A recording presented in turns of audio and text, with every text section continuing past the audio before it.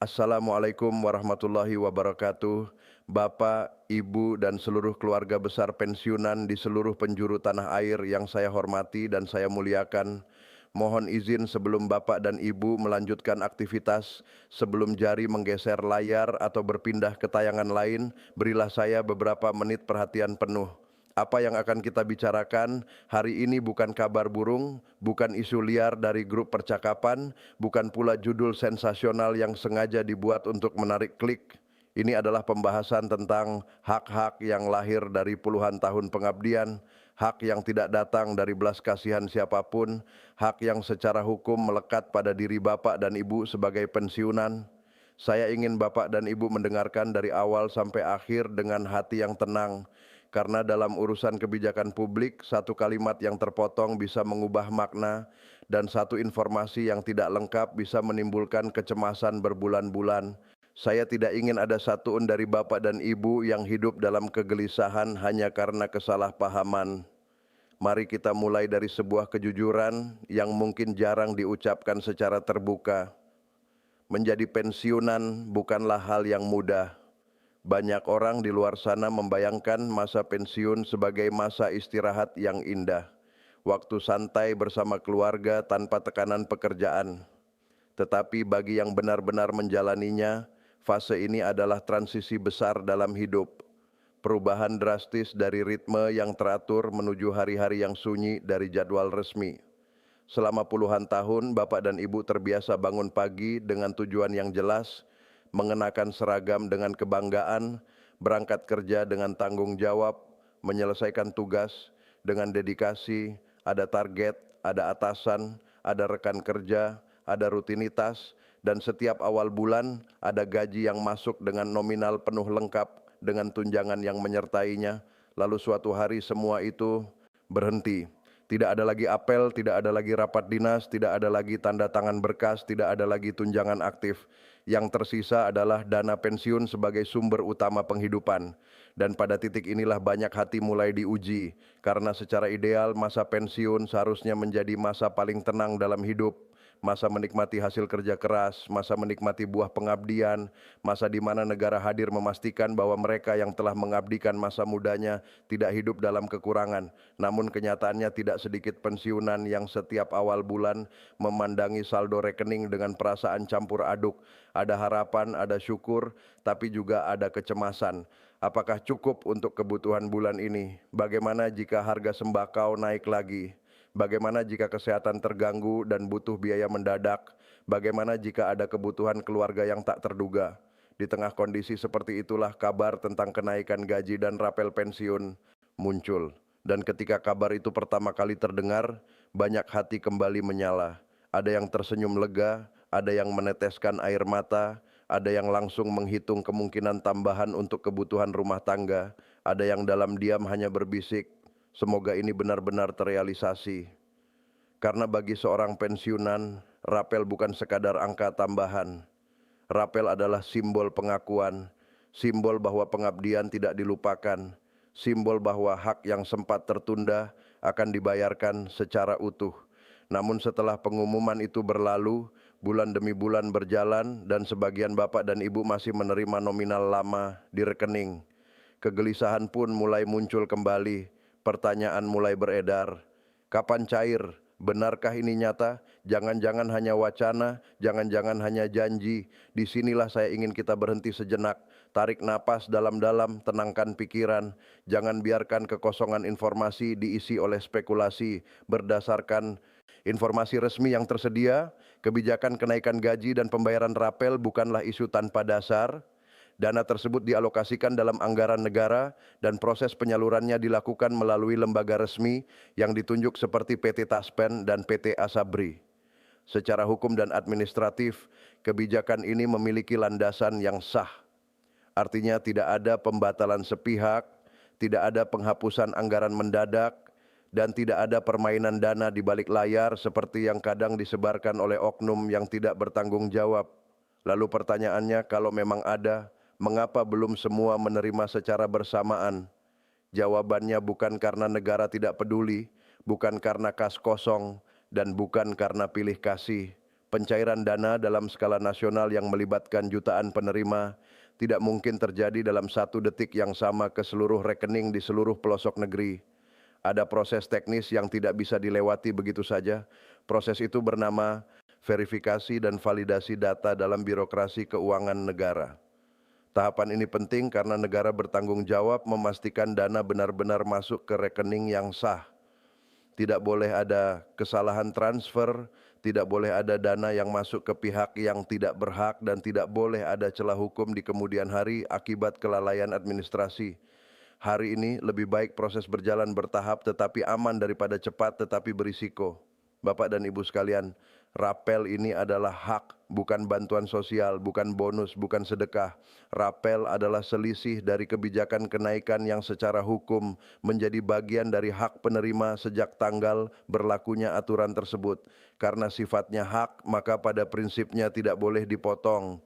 Speser pun tanpa dasar hukum tidak boleh dialihkan dan tidak boleh ditahan tanpa alasan administratif yang jelas.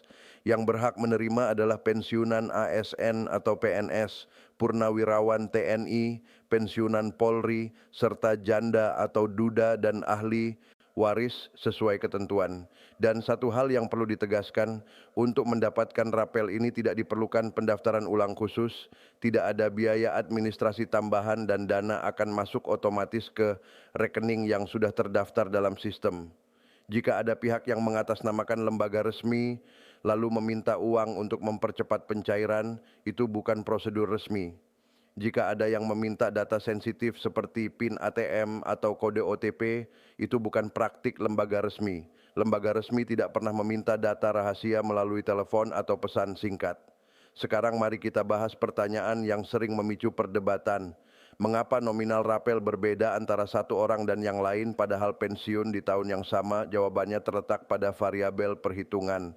Besaran rapel dihitung berdasarkan gaji pokok terakhir, pangkat dan golongan saat pensiun, masa kerja, serta komponen yang menjadi hak pada periode tersebut. Setiap orang memiliki riwayat kepangkatan yang berbeda, masa kerja berbeda, bahkan komposisi tanggungan keluarga pun bisa berbeda sesuai ketentuan yang berlaku, maka wajar jika hasil akhirnya tidak sama. Ini bukan soal siapa lebih disayang, ini bukan soal kedekatan, ini murni soal data dan rumus sistem. Kita tidak boleh membiarkan perbedaan nominal menumbuhkan iri hati atau prasangka, karena seluruh perhitungan pada dasarnya berdiri di atas angka-angka yang objektif. Berikutnya ada hal yang sering menimbulkan keluhan proses otentikasi dan verifikasi data berkala. Banyak yang bertanya mengapa harus otentikasi lagi? Datanya kan sudah ada sejak lama. Perlu dipahami bahwa otentikasi dilakukan untuk memastikan setidaknya 3 hal. Pertama, penerima manfaat memang masih berhak. Kedua, rekening masih aktif. Ketiga, data identitas sesuai dengan catatan kependudukan terbaru. Jika ada ketidaksesuaian, sistem bisa menahan sementara pencairan sampai data diperbarui.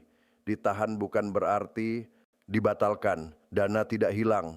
Dana menunggu kelengkapan administrasi. Disinilah peran keluarga menjadi penting. Anak dan cucu diharapkan membantu proses ini dengan benar, membantu mengisi data secara akurat, mendampingi penggunaan aplikasi atau prosedur digital, bukan mengambil alih hak atau memanfaatkan situasi. Karena tujuan utama dari semua prosedur ini adalah melindungi hak pensiunan agar tidak jatuh ke tangan yang salah. Bapak dan Ibu yang saya hormati, ada satu hal yang harus saya tekankan dengan sangat serius. Di setiap kabar baik tentang pencairan dana, selalu ada pihak yang mencoba mengambil keuntungan. Penipuan digital semakin canggih. Ada yang mengirim pesan dengan logo seolah-olah resmi. Ada yang berbicara dengan bahasa formal. Ada juga yang menyebut nama lengkap dan nomor pensiun membuat seakan-akan mereka benar-benar petugas. Namun ingat satu prinsip sederhana, lembaga resmi tidak pernah meminta PIN ATM, tidak pernah meminta kode OTP, dan tidak pernah meminta transfer biaya administrasi untuk mencairkan hak. Jika ada yang menghubungi dan meminta data rahasia, hentikan komunikasi. Jangan panik, jangan terpancing. Langkah paling aman jika ragu adalah datang langsung ke kantor cabang resmi dan bertanya di loket kepada petugas yang jelas identitasnya. Karena sekali data sensitif diberikan, risiko kehilangan dana sangat besar dan proses hukum untuk mengembalikan uang hasil penipuan digital tidak mudah. Sekarang mari kita bicara lebih dalam, lebih jernih dan lebih teknis. Jika pada bagian awal kita meluruskan dasar dan menenangkan kegelisahan tentang benar atau tidaknya kebijakan rapel, maka sekarang kita masuk ke alur pencairan itu bekerja. Saya ingin Bapak dan Ibu memahami bagaimana proses ini berjalan dari hulu ke hilir.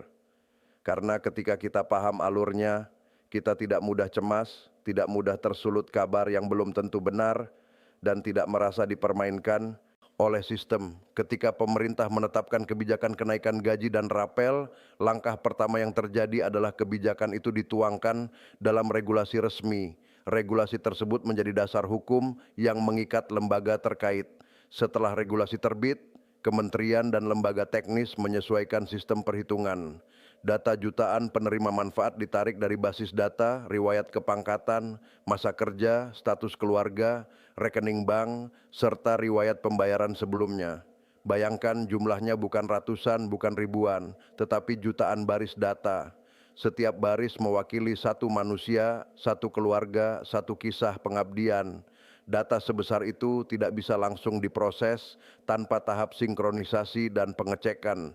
Harus ada pemutahiran jika ditemukan ketidaksesuaian, misalnya rekening yang sudah tidak aktif, perubahan status ahli waris yang belum diperbarui, perbedaan ejaan nama antara data lama dan data kependudukan terbaru atau detail administrasi lain yang tampak kecil tetapi bisa membuat transaksi gagal. Semua itu harus dibersihkan dari potensi kesalahan sebelum dana besar dikirimkan. Dalam sistem keuangan negara, kesalahan kecil bisa berdampak panjang. Satu transfer salah saja bisa memicu proses koreksi yang rumit, maka sistem dirancang untuk lebih berhati-hati daripada terburu-buru. Disinilah sering muncul salah paham. Ketika dana belum masuk pada hari yang diharapkan, sebagian orang langsung menyimpulkan ada penundaan disengaja. Padahal bisa jadi datanya sedang melalui tahap validasi tambahan. Anggap saja prosesnya seperti antrean. Setiap data penerima masuk ke urutan pemrosesan. Jika seluruh elemennya bersih, sinkron, dan valid, prosesnya relatif cepat. Namun jika ada satu elemen yang perlu klarifikasi, sistem menahan sementara sampai masalah itu selesai. Sekali lagi, ditahan bukan berarti dihapus. Dana tidak hilang, dana tidak dikurangi, dana menunggu data lengkap. Lalu muncul pertanyaan lain, apakah mungkin ada pemotongan tanpa sepengetahuan penerima? Secara prinsip rapel adalah hak penuh. Namun ada kondisi tertentu yang memang dapat mempengaruhi nominal akhir yang diterima dan ini bukan pemotongan liar. Contohnya adalah kewajiban pajak sesuai ketentuan yang berlaku. Pajak adalah kewajiban yang diatur undang-undang, bukan keputusan sepihak lembaga penyalur. Jika ada potongan pajak, pada umumnya itu tercatat dan bisa dimintakan rinciannya melalui jalur resmi. Selain itu, bila seorang pensiunan memiliki kewajiban resmi seperti cicilan kredit yang sejak awal disepakati dengan bank penyalur melalui mekanisme potong otomatis, maka sistem bisa tetap menjalankan potongan sesuai perjanjian yang sudah ada. Itu bukan potongan baru, melainkan kelanjutan kewajiban.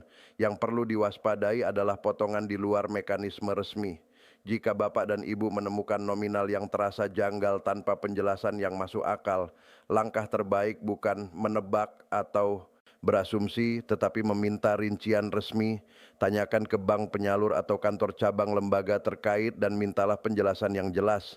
Sekarang kita masuk ke skenario yang sering membuat panik. Bagaimana jika setelah pengumuman nasional berlalu berminggu-minggu, dana belum juga masuk? Langkah pertama adalah memastikan rekening masih aktif. Terkadang rekening yang jarang digunakan bisa dibekukan oleh bank sehingga transfer otomatis gagal. Langkah kedua, pastikan data identitas di lembaga penyalur sesuai dengan data kependudukan terbaru. Perubahan ejaan nama, pembaruan KTP elektronik, perubahan alamat atau detail lainnya kadang belum tercatat pada sistem lama. Langkah ketiga, pastikan proses autentikasi berkala telah dilakukan sesuai jadwal. Karena jika ada kewajiban autentikasi melalui aplikasi atau metode tertentu dan belum dilakukan, sistem bisa menunda pencairan sampai proses itu selesai. Jika tiga hal tersebut sudah dipastikan aman dan dana tetap belum masuk, barulah lakukan pengecekan langsung melalui jalur resmi. Datangi kantor cabang terdekat, sampaikan dengan tenang bahwa identitas yang diperlukan dan mintalah pengecekan status pada sistem. Sikap tenang jauh lebih efektif daripada emosi. Karena petugas lapangan bukan pembuat kebijakan, mereka pelaksana sistem yang bekerja berdasarkan prosedur. Bapak dan Ibu yang saya hormati, ada fenomena yang perlu kita waspadai bersama. Di era digital, informasi menyebar jauh lebih cepat daripada klarifikasi. Satu pesan suara dalam grup percakapan bisa membuat ratusan orang panik dalam hitungan menit. Satu tangkapan layar tanpa sumber jelas bisa memicu gelombang kekecewaan.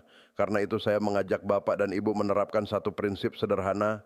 Jika sebuah informasi tidak disertai sumber resmi, jangan langsung dipercaya. Jika sebuah kabar memancing emosi berlebihan, membuat marah, takut, atau sangat berharap tahan diri sebelum menyebarkannya. Informasi yang setengah benar seringkali lebih berbahaya daripada informasi yang sepenuhnya salah, karena ia terasa meyakinkan padahal menyesatkan. Sekarang mari kita sentuh sisi yang jarang dibahas secara jujur, sisi psikologis. Masa pensiun bukan hanya perubahan finansial, tetapi perubahan identitas. Selama bertahun-tahun, identitas Bapak dan Ibu melekat pada jabatan, seragam, institusi, dan ritme kerja. Ketika semua itu selesai, muncul ruang kosong yang kadang tidak disadari. Dalam ruang kosong itu, isu keuangan menjadi lebih sensitif. Setiap perubahan nominal terasa besar, setiap keterlambatan terasa mengkhawatirkan. Itu manusiawi, tetapi penting untuk diingat bahwa ketenangan batin berpengaruh besar pada kesehatan. Stres berkepanjangan dapat berdampak pada tekanan darah, kualitas tidur, dan daya tahan tubuh. Karena itu, selain memastikan hak terpenuhi, menjaga pikiran tetap jernih juga sama pentingnya. Mari kita bicara tentang keluarga. Karena rapel bukan hanya urusan individu penerima, tetapi juga menyangkut dinamika rumah tangga. Ada keluarga yang langsung berdiskusi ketika dana masuk, ada yang menyimpannya diam-diam, ada yang justru merasa tertekan karena permintaan bantuan datang dari berbagai arah. Disinilah pentingnya komunikasi yang terbuka namun tegas. Hak pensiun adalah untuk menopang kehidupan penerima di masa tua. Jika ingin membantu anak atau cucu, silakan, tetapi dengan batas yang jelas. Jangan sampai demi menyenangkan orang lain. Keamanan finansial pribadi justru terganggu. Jangan sampai demi menjaga perasaan Bapak dan Ibu mengorbankan kebutuhan inti, kesehatan, makan, perawatan, dan ketenangan hidup. Ketika rapel benar-benar masuk dan saldo rekening bertambah, perasaan lega dan bahagia itu wajar, namun di balik kegembiraan itu ada risiko, euforia. Euforia bisa membuat pengeluaran menjadi tidak terkendali. Rapel bukan uang kaget, bukan hadiah mendadak, itu hak yang tertunda, maka penggunaannya pun harus penuh perhitungan. Prioritas pertama sebaiknya kesehatan, pemeriksaan rutin, obat, nutrisi yang lebih baik, dan hal-hal yang menunjang kualitas hidup. Setelah itu, kebutuhan pokok yang mungkin sempat tertunda, perbaikan rumah yang benar-benar mendesak, atau kewajiban yang sudah direncanakan. Hindari tawaran investasi yang menjanjikan keuntungan besar dalam waktu singkat. Hindari skema yang tidak jelas. Hindari usaha yang tidak benar-benar dipahami. Banyak kasus pensiunan kehilangan dana karena tergiur iming-iming hasil fantastis atau karena tidak enak menolak permintaan pinjaman besar dari kerabat. Rapel adalah kesempatan memperkuat keamanan finansial, bukan ajang pembuktian atau balas budi tanpa batas. Jika ingin menyimpan, pilih instrumen yang resmi dan aman, produk perbankan yang terukur, dan keputusan yang dipahami betul risikonya. Karena di usia pensiun, kehilangan uang bukan hanya kehilangan materi, itu bisa mengguncang rasa aman dan berdampak pada kesehatan. Berikutnya tentang tanggal pencairan yang sering menjadi polemik ketika pejabat mengumumkan tanggal. Seringkali itu adalah tanggal dimulainya implementasi kebijakan secara nasional. Bukan berarti seluruh rekening menerima dana pada jam yang sama. Dalam sistem besar selalu ada urutan, ada sinkronisasi data, ada antrean sistem. Maka jika setelah tanggal tersebut dana belum masuk, jangan langsung berprasangka buruk. Periksa data, pastikan tidak ada masalah administrasi. Lakukan autentikasi sesuai ketentuan, cek rekening, dan gunakan jalur resmi untuk bertanya. Jangan mudah terpengaruh informasi dari mulut ke mulut yang belum tentu akurat. Bapak dan Ibu yang saya hormati, mungkin dalam hati kecil ada pertanyaan yang sangat manusiawi. Apakah negara masih mengingat jasa-jasa kami? Perasaan itu wajar, namun kebijakan kenaikan gaji dan pembayaran rapel adalah salah satu bentuk bahwa kewajiban itu tetap bergerak untuk dipenuhi, meskipun terkadang prosesnya tidak secepat yang kita harapkan. Hambatan yang muncul seringkali bersifat teknis, bukan niat mengabaikan. Mari kita sikapi dengan kedewasaan dan kesabaran, karena selama puluhan tahun Bapak dan Ibu telah menunjukkan keteguhan dalam pengabdian. Sekarang pun keteguhan itu masih diperlukan bukan untuk bekerja kembali, melainkan untuk menjaga ketenangan, menjaga kewaspadaan, menjaga martabat masa purna bakti. Saya ingin Bapak dan Ibu menyimpan satu hal di hati, hak tidak hilang. Proses mungkin bertahap, informasi harus disaring, dan ketenangan adalah kunci utama agar masa purna bakti tetap bermartabat. Jika ada kendala, tempuh jalur resmi. Jika ada kabar yang memancing panik, verifikasi dulu. Jika ada orang meminta data rahasia, hentikan. Dan jika rapel sudah masuk, kelola dengan bijak. Utamakan kesehatan dan kebutuhan pokok, bukan euforia sesaat. Semoga Bapak dan Ibu selalu diberi kesehatan, ketenangan, dan rezeki yang berkah. Wassalamualaikum warahmatullahi wabarakatuh. Ya.